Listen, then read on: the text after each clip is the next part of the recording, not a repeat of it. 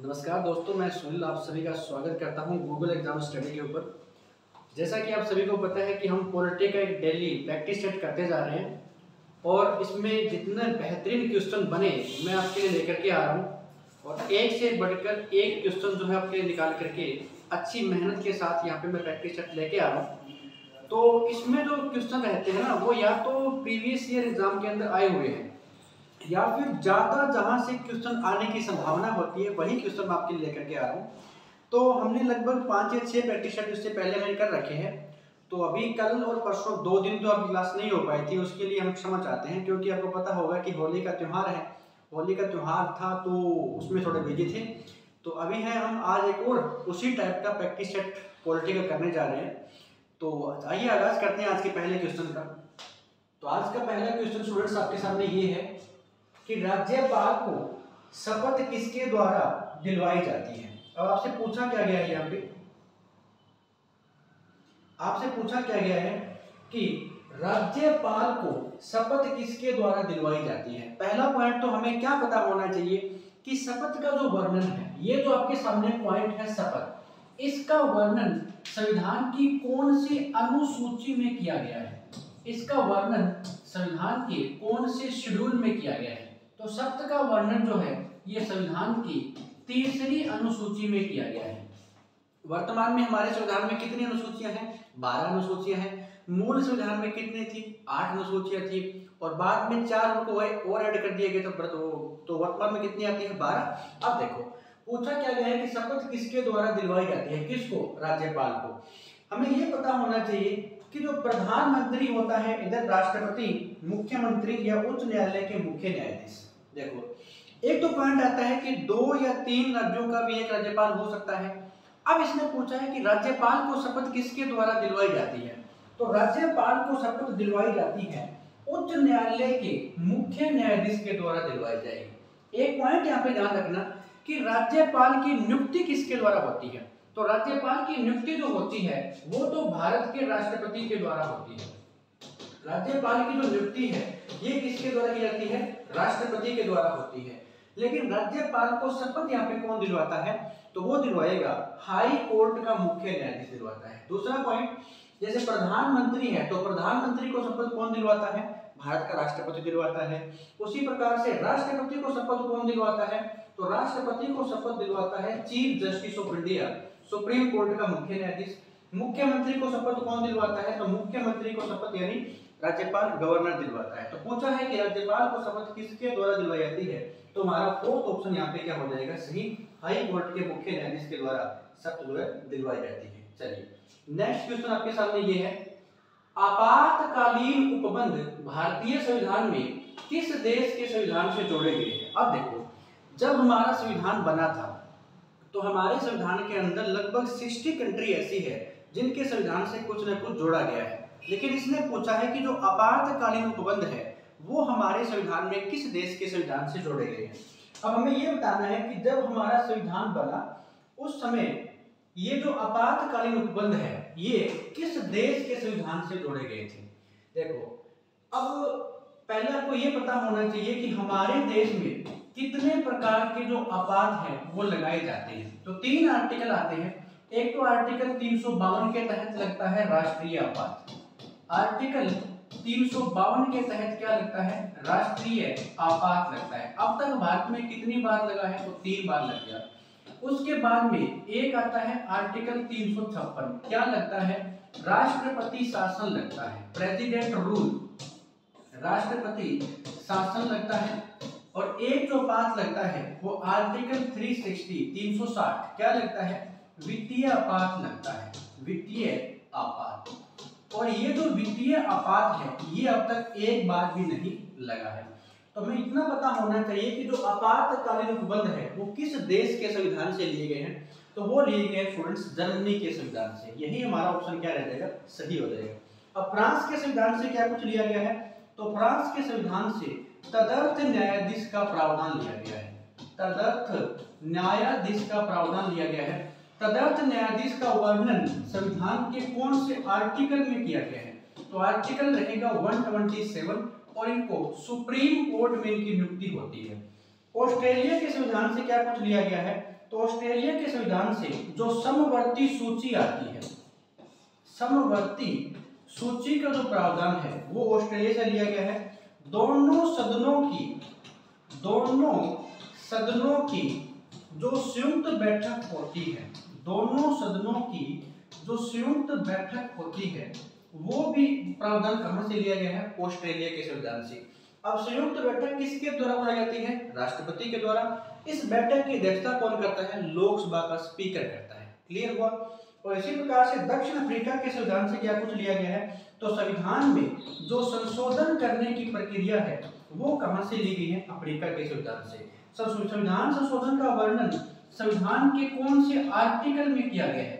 तो आर्टिकल यहाँ पे रहेगा 368 में किया गया है। क्लियर हुआ? आगे चलिए। तो इसका ऑप्शन कौन सा हो जाएगा? जर्मनी के संविधान से ली गई। चलिए नेक्स्ट क्वेश्चन आपके सामने ये है, निम्नलिखित में से कौन सा राज्य गुवाहाटी उच्च न्यायालय के अधिकार क्षेत्र में नहीं आता? अब इसमें हमें 4 स्टेट इसने दे रखे हैं और ये पूछा है कि गुवाहाटी हाईकोर्ट के अधिकार क्षेत्र में नहीं आता, ऐसा कौन सा स्टेट आता है? देखो ये जो गुवाहाटी है ये सबसे पहले हमें ये देखना है कि कहाँ पे पड़ता है। तो गुवाहाटी जो है ये असम के अंदर आता है। ठीक, पहले क्या हुआ करता था, अगर हम बात करें 2013 की, तो 2013 में 3 स्टेट ऐसे आते हैं जिनके अपने हाई कोर्ट बन गए थे। कौन कौन से बन गए थे? एक तो यहाँ पे आता है मणिपुर, दूसरा मेघालय और तीसरा रहेगा त्रिपुरा। मणिपुर, मेघालय और त्रिपुरा, इन तीनों के अंदर 2013 में अपना हाई कोर्ट इनका बन गया था। लेकिन पहले 2013 से ये स्टेट किसके अंदर में आते थे? गुवाहाटी हाई कोर्ट के अधिकार क्षेत्र में आते थे। अब इसने पूछा है कि ऐसा कौन सा राज्य है जो गुवाहाटी उच्च न्यायालय के अधिकार क्षेत्र में नहीं आता, हमसे ये पूछा है। तो असम है, ये तो आता है, अरुणाचल प्रदेश भी आता है, नागालैंड भी आता है, लेकिन जो मणिपुर है ना ये नहीं आता है। यही हमारा ऑप्शन क्या हो जाएगा? सही हो जाएगा। क्यों? क्योंकि मणिपुर के अंदर सन 2013 के अंदर अपना हाई कोर्ट यहाँ पे बन गया था। क्लियर हुआ? अगर पूछे कि वर्तमान में भारत में कितने हाई कोर्ट हैं, अगर आपसे ये पूछ ले कि वर्तमान में कितने हाई कोर्ट भारत में आते हैं, तो वर्तमान में 25 हाई कोर्ट आते हैं। अगर ये पूछ ले कि 25वां कौन सा बना था, तो वो बनता है आंध्र प्रदेश का। 25वां हाई कोर्ट जो है आंध्र प्रदेश का बनता है। ठीक है, तो इतना पॉइंट ध्यान रखना। आगे चलिए नेक्स्ट क्वेश्चन स्टूडेंट्स आपके सामने ये है, स्वतंत्र भारत का पहला बजट किसने प्रस्तुत किया था? अब इसने पूछा है कि स्वतंत्र भारत का पहला बजट, ये जो बजट शब्द है ना इसका वर्णन हमारे संविधान में नहीं किया गया है। ठीक है, तो फिर इसका नाम हमारे संविधान में क्या रखा गया है? इसके लिए एक स्पेशल यहाँ पे आर्टिकल आता है और वो आर्टिकल कौन सा रहेगा? आर्टिकल 112 के अंदर 112 में इसे क्या कहा गया है? 112 में इसे वार्षिक वित्तीय विवरण कहा गया है। वार्षिक वित्तीय विवरण कहा गया है। इसमें कहा गया है आर्टिकल 112 के अंदर। अब पूछा है कि आजाद भारत का पहला बजट, सबसे पहले भी पूछे कि सबसे पहले बजट की शुरुआत कहां से होती है, तो सबसे पहले बजट की शुरुआत जो हुई थी वो ब्रिटिश भारत की बात करेंगे। तो ब्रिटिश भारत के अंदर समय यहाँ पे रहेगा 18 फरवरी 1860 का। किसने पेश किया था? तो वो बजट पेश किया था जेम्स विल्सन ने पेश किया था। ठीक है, अगर पूछे कि अब तक सबसे ज्यादा बार बजट किसने पेश किया है, तो ज्यादा बार जो बजट पेश किया है वो मोरारजी देसाई के द्वारा किया गया था। मोरारजी देसाई ने किया है। कितनी बार किया है? कम से कम 10 बार उन्होंने पेश किया है। ठीक है, इसी प्रकार से पूछे कि आजाद भारत का पहला बजट, देखो जो लियाकत अली खान है इन्होंने तो बजट पेश किया था अंतरिम सरकार का। अंतरिम सरकार का जो पहला बजट पेश किया गया था वो इन्हीं के द्वारा किया गया था। जेम्स विल्सन ने भारत का जो पहला बजट है, ये जो मैंने अभी आपको करवाया है 1860 के अंदर, ये इन्होंने पेश किया था। षणमुखम शेट्टी, यहाँ पे ये नहीं आएगा, षणमुखम शेट्टी आता है। तो षणमुखम शेट्टी इन्होंने ही क्या काम किया था? आजाद भारत का पहला बजट पेश किया था। आजाद भारत का पहला बजट, आजाद भारत का पहला बजट जो है वो इन्हीं के द्वारा पेश किया गया था। जॉन मथाई ने क्या काम किया था, गणतंत्र भारत का पहला बजट पेश किया था। गणतंत्र भारत का पहला बजट अगर पूछे कि किसने पेश किया था, तो गणतंत्र भारत का पहला बजट किसके द्वारा पेश किया गया है, जॉन मथाई।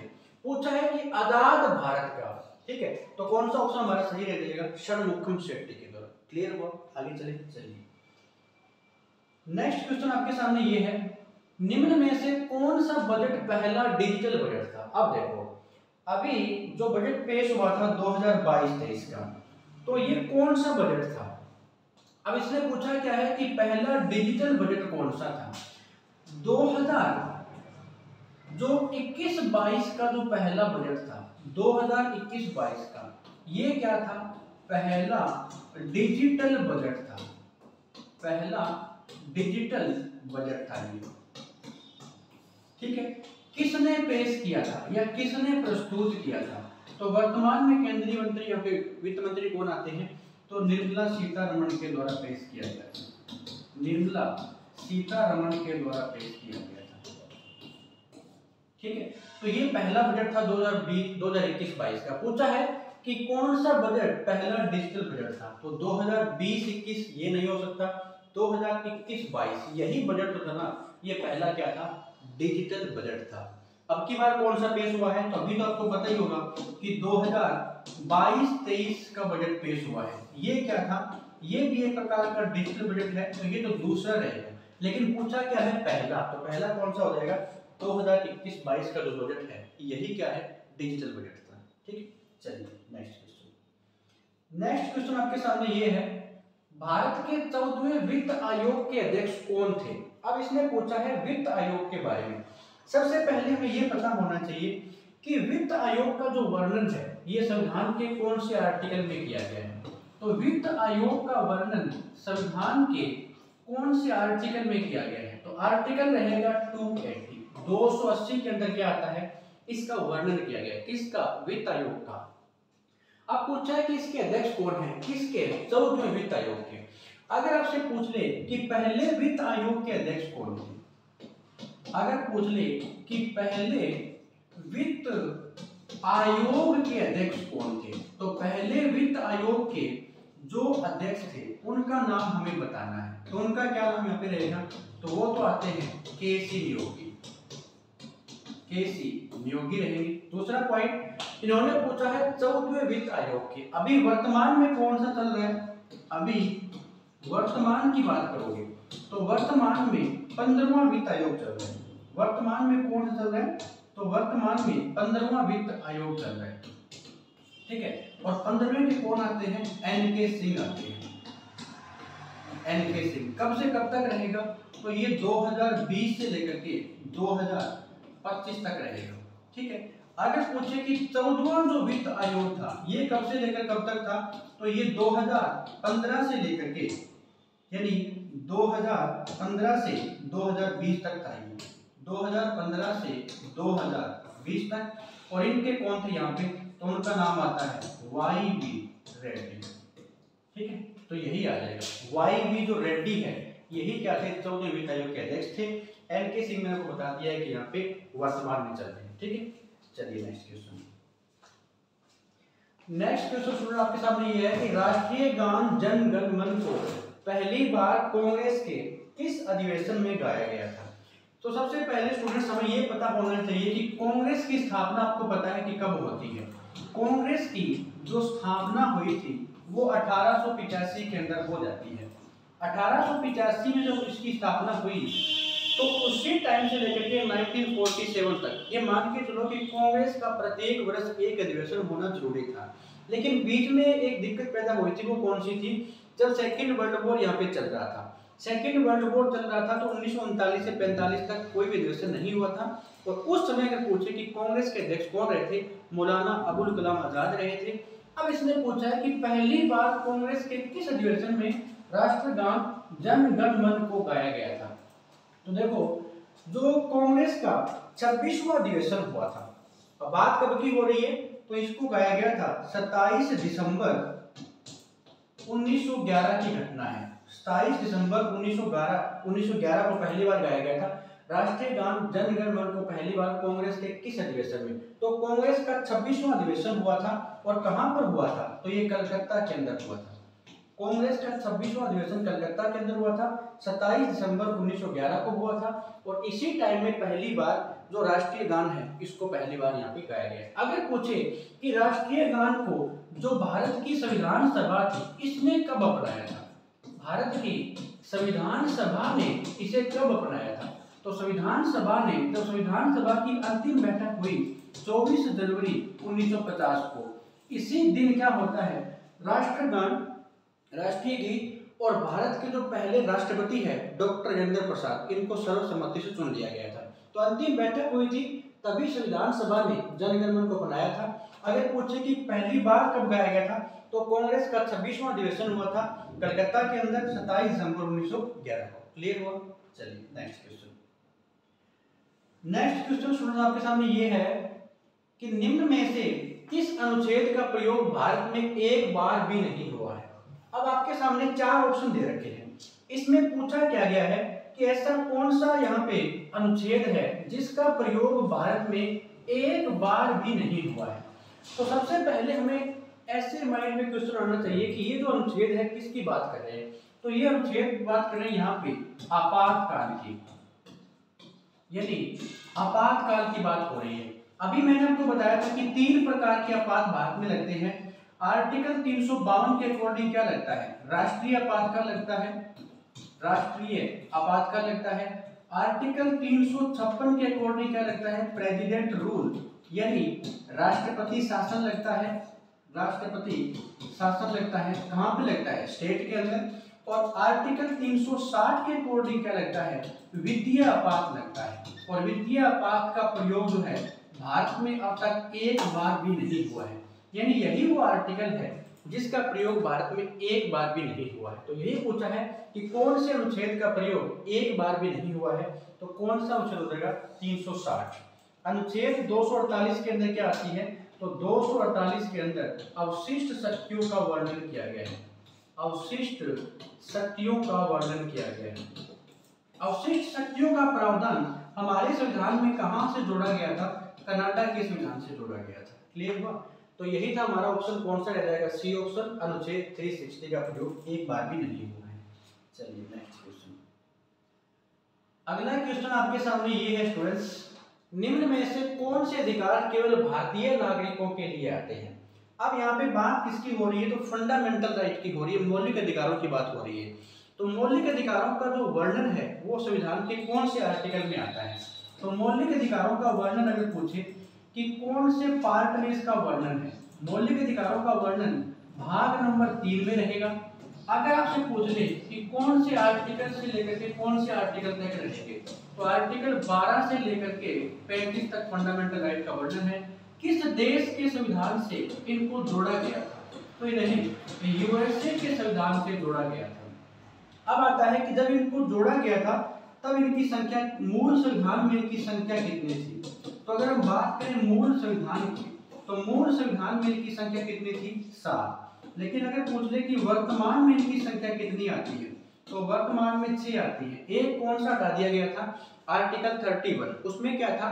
संपत्ति का अधिकार था। तो संपत्ति के अधिकार को वहां से हटा करके लीगल राइट यानी कानूनी अधिकार बना दिया था। अब पूछा है कि कौन सा अधिकार केवल भारतीय नागरिकों के लिए है? तो देखो मैं आपको बताता हूँ, कुछ ऐसे आर्टिकल हैं जो सिर्फ और सिर्फ भारतीय नागरिकों के लिए हैं। अनुच्छेद 15, 16, यहाँ पे 19, 29 और ये 30, यानी ये 5 आर्टिकल ऐसे आते हैं जो सिर्फ और सिर्फ किसके लिए हैं? भारतीय नागरिकों के लिए आते हैं। अब इसमें से देख लो कि कौन सा नहीं है।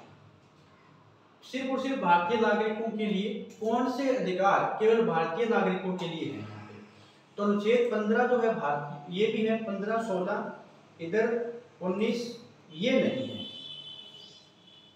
नागरिकों के लिए नहीं है। यहाँ पर ये आना था कि नागरिकों के लिए नहीं है, ऐसे क्वेश्चन पूछना था।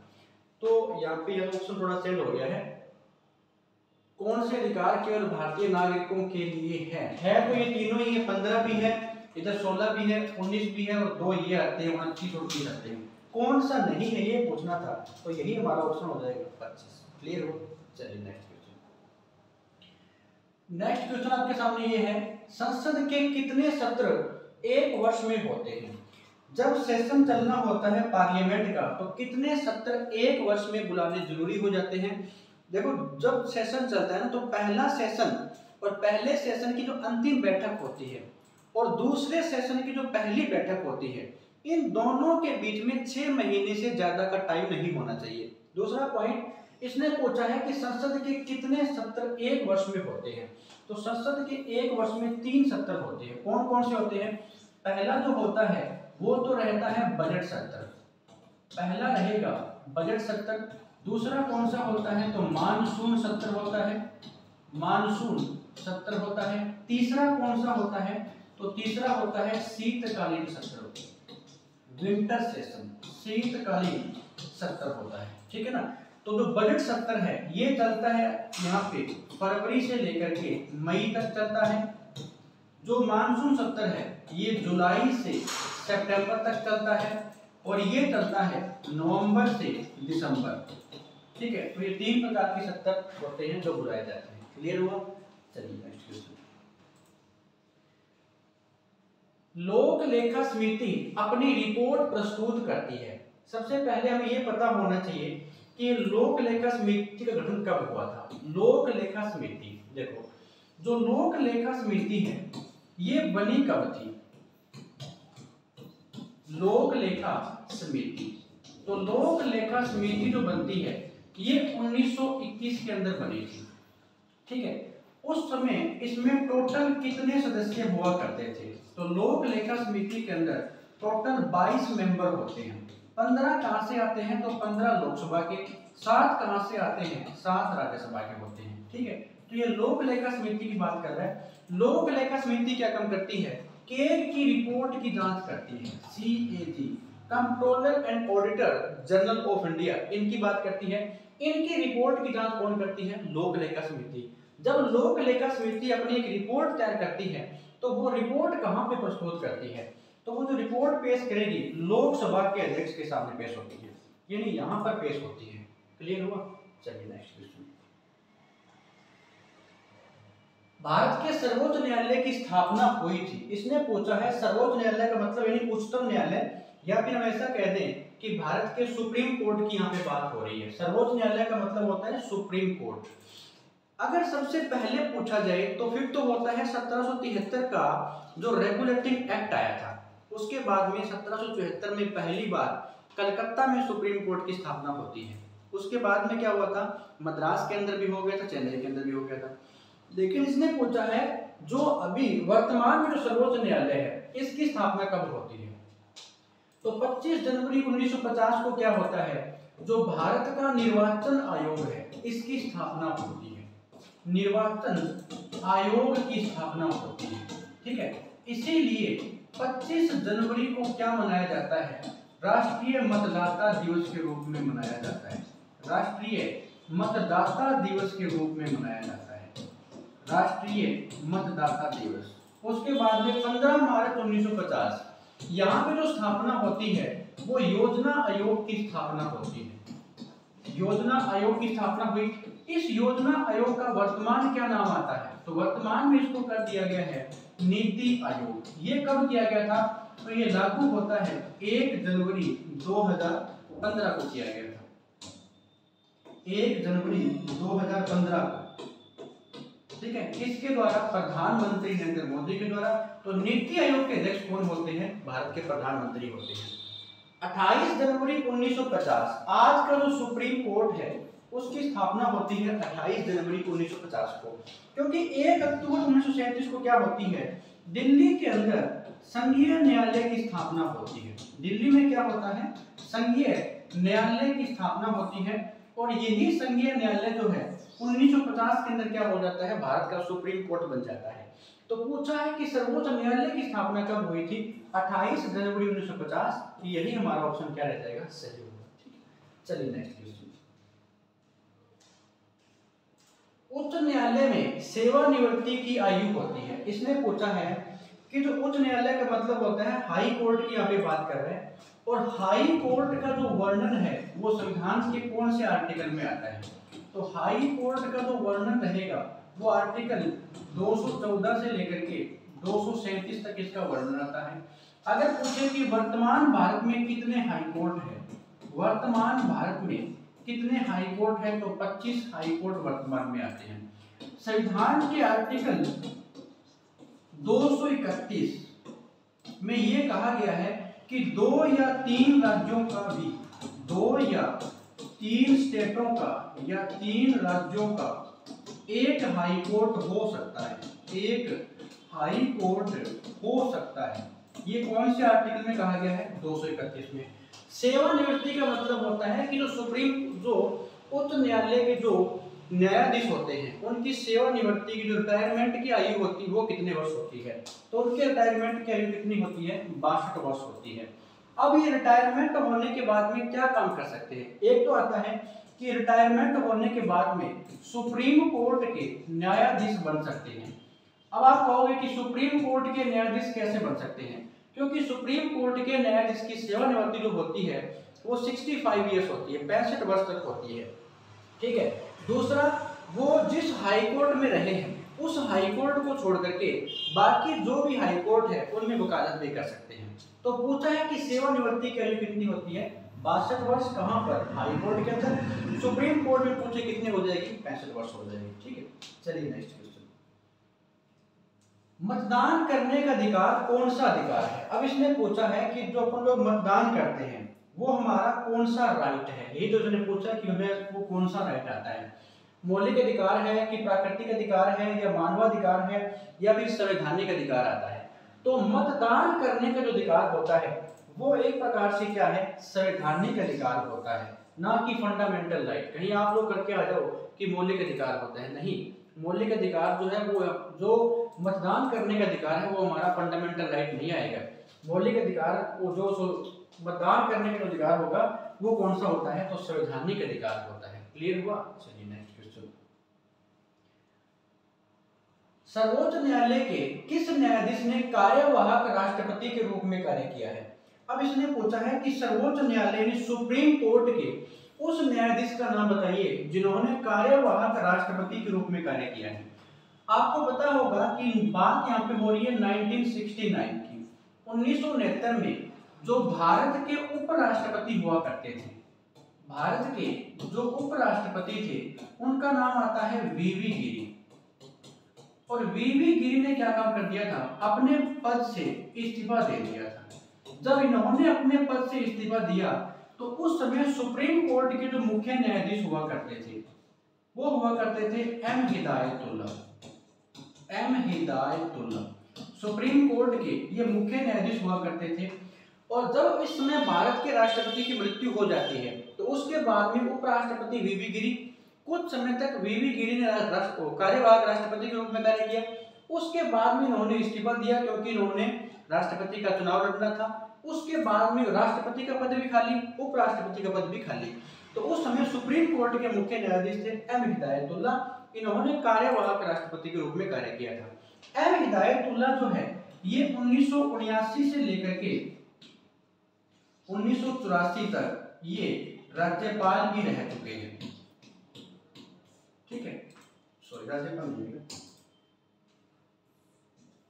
1979 से लेकर के 84 तक ये भारत के उपराष्ट्रपति भी रह चुके हैं, उपराष्ट्रपति भी रहे थे। अब इसने पूछा कि किस न्यायाधीश ने कार्यवाहक, एसएम सीकरी जो है ना ये तो 1973 के अंदर हुआ करते थे। आपको पता होगा कि सुप्रीम कोर्ट का ऐतिहासिक फैसला आया था, केशवानंदा जो भारतीयवाद आया था, केशवानंदा जो भारतीयवाद का फैसला आया था 1973 में, उसमें हुआ करते थे। पीएन भगवती जो है ये पीआईएल के जनक इनको कहा जाता है, पीआईएल के जनक, पब्लिक इंटरेस्ट लिटिगेशन के जनक कहा जाता है। एम हिदायतुल्ला, यही हमारा ऑप्शन क्या हो जाएगा? सही हो जाएगा। तो C option in third option हमारा सही हो जाएगा। चलिए नेक्स्ट क्वेश्चन। चलिए हो गया। तो ये हमारे क्वेश्चन हुए आज के 15। तो मैं उम्मीद करता हूँ कि आपको ये वीडियो अच्छी लगी होगी और ज़्यादा से उसको शेयर करना। कल इसी प्रकार से मैं एक और प्रैक्टिस लेकर के आएंगे। Thank you so much.